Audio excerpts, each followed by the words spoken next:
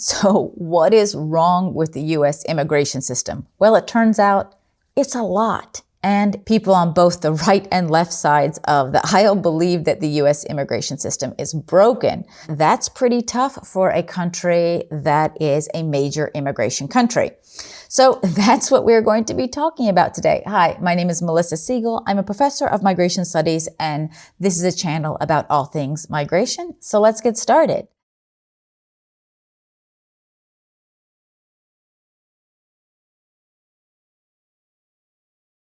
So today, as I just mentioned, we're talking about the broken US immigration system.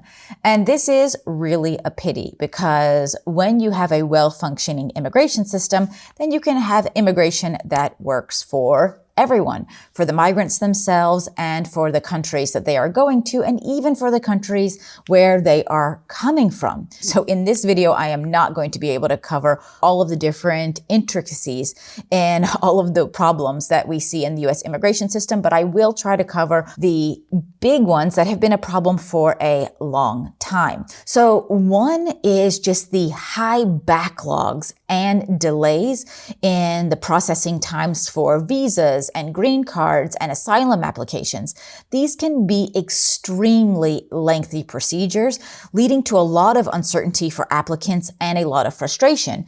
And I am not talking about just people trying to have their asylum claim looked at or people who are trying to reunify with family members or joint family members. I'm also talking about visas like investment visas in the US. So people who want to come to the US, either start a business or make big, sizable million-dollar investments in the United States. There are also huge backlogs in these kinds of visas. And this is generally due to limited staff, overly bureaucratic procedures, and high application volumes. Processing times can stretch from months sometimes to up to several years. And that means that someone doesn't know if they're going to be able to come to the US, if they're going to be able to reunify with their family, if they're going to be able to make investments or to start a business in the US for years. It's actually also not good for American businesses because if they're also, for example, hiring highly skilled workers, they don't know if those highly skilled workers are even going to get the visa or when their worker is going to be ready to work and able to work in the United States. So it's all very, very inefficient. In 2024, there were roughly 3.6 million cases pending in U.S. immigration courts, and this backlog has increased every year. The U.S. Citizenship and Immigration Service similarly has backlogs of over 11 million pending applications already in early 2025. And consular visa backlogs number in the hundreds of thousands. So, these are just not workable numbers that we are talking about. After years of pandemic delays, the average immigration court case takes more than 2.5 years to finish. Asylum cases face even longer backlogs often. So by early 2025, almost 2 million asylum applications were pending. Estimates show that asylum applications now wait over 6 years for an initial decision. So that is really, really unnecessary. We should try to have expedited procedures that are fair and have due process for asylum applicants. We see overburdened judges. There are too few immigration judges for the caseloads, and in late 2023, each judge had on average 4,500 cases. Now, this obviously strains the system, and reports showed that judges handle 3 times more cases now than they did in 2019. And of course, there are a number of different reasons for this. The pandemic definitely didn't help things. It created more backlogs, but we definitely need to find better ways to be able to process things. There are also very complex and fragmented processes. So the U.S. immigration system involves multiple agencies, including U.S. Citizenship and Immigration Services, Customs and Border Protection, and Immigration and Customs Enforcement. So each of these agencies has its own rules, its own forms, its own procedures, which can differ depending on the immigration pathway. And this segmentation makes the system really hard to navigate for applicants, sometimes resulting in mistakes, incomplete applications, or missed deadlines. So this complexity can also lead to even more inefficiencies and inconsistent decision making. So really just a mess of a process. It often feels like you need to have a PhD really just to understand how to do your immigration applications. Even small mistakes like a missing signature or a wrong fee are often used as excuses then to completely void an application or to deny an application that might have already been in process for years. Agencies often issue very confusing guidance and updates, and they change fees all the time. And this is also compounding the delays that people have constantly. So there are also limited legal pathways for people to be able to come into the United States. So there are restrictions on the number of visas available for certain categories, which can prevent qualified individuals from even entering or staying in the U.S. Legal pathways are really the official routes available for individuals to enter, stay, or work in the United States legally. Many people are talking about just do immigration the right way, do immigration the legal way, all right?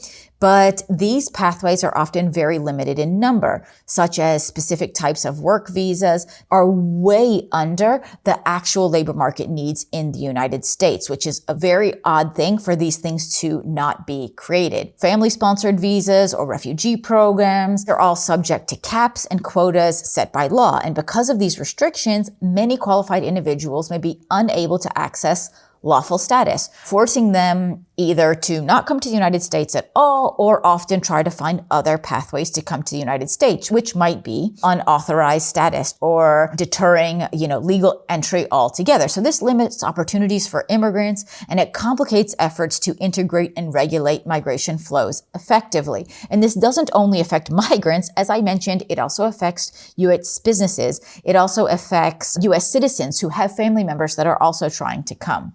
In general, there are 4 pathways to obtaining a green card. So a green card is kind of a permanent residency status. There is the diversity lottery, there is the refugee program, there's family sponsorship, and there is employment-based sponsorship. But it all gets much, much more complicated on that. We do see quite strict visa caps. So annual limits on visas mean that not everyone who qualifies can enter. So for example, employment-based green cards are usually capped at 140,000 per year, way less than the actual demand. These things can also vary from year to year. So only 7% of those green cards can go to also one country, which is another rule that the US has, which means that if you are actually coming from a country where a lot of people are trying to come to the United States, like for example, India, it means that you are going to have a much harder time to actually come to the United States because of these quotas. So in fact, over 1 million workers and their families were stuck in just huge backlogs, with some waiting over a decade, actually, to figure out if they would be able to come into the United States. So family-sponsored visas are also capped at a certain number every year, and this can change from year to year also. So if we look at also visa lotteries and refugee quotas, so we have the diversity visa program, which is limited to 55,000 winners worldwide each year. And refugee resettlement is limited by presidential ceilings. So you can also imagine that under the current administration, much of this has just been completely stopped or extremely reduced. That means that actually people who need a place to seek asylum and need a safe haven, like for example, Ukrainians or others, are now having a harder and harder time to be able to do that in the United States. So actually under the current administration, a lot of the humanitarian visas have been completely revoked. So there's not even a possibility or a way for people to be able to come in under some kind of humanitarian visa at the moment. There are also lots of policy inconsistencies and changes constantly. So policies like the Remain in Mexico program or travel bans or asylum transit restrictions or the COVID era Title 42 expulsions have been implemented, then rescinded, then sometimes reinstated. So these kind of flip-flopping policies create so much uncertainty, and applicants and officials then often have to constantly adapt to these shifting criteria.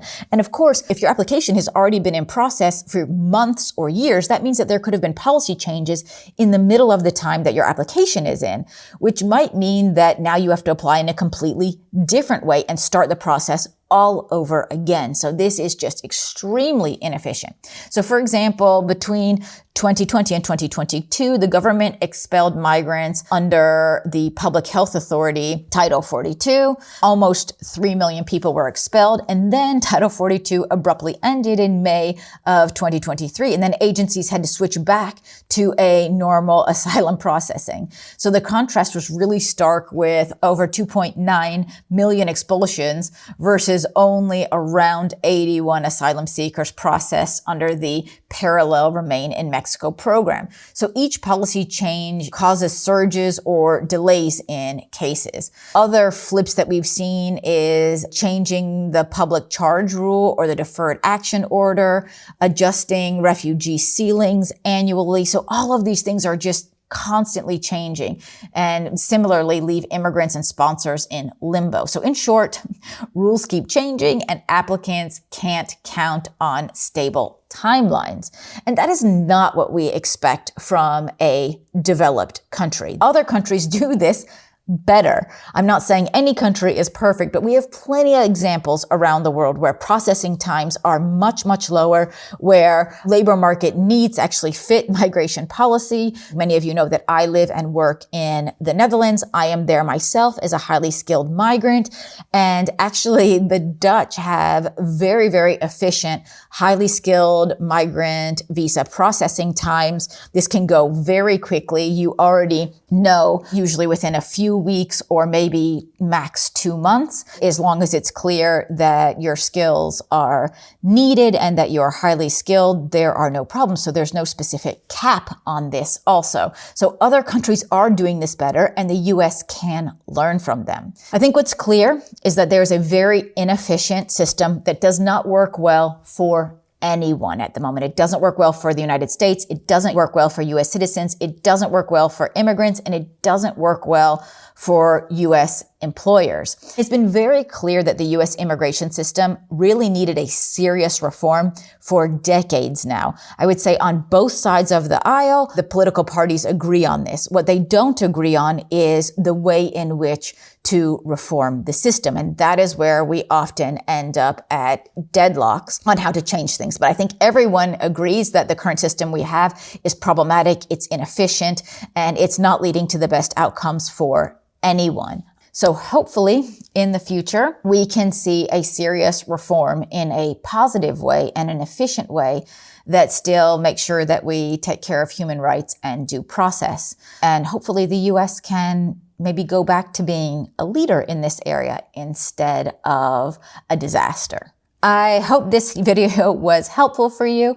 If you found it helpful, definitely give it a thumbs up. And if you haven't done so already, like and subscribe to this channel. Hit that notification bell so you don't miss any of the videos that we upload on a regular basis to this channel. And I definitely hope to see you next time. Bye-bye.